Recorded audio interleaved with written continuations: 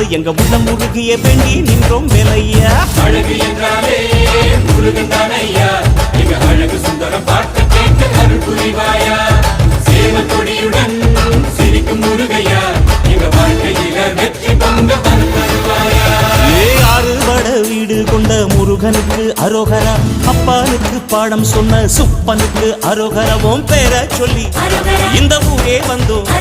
உன்னை தேடி வந்து எங்க உள்ளம் முருகிய வேண்டி நின்றோம் வேலை.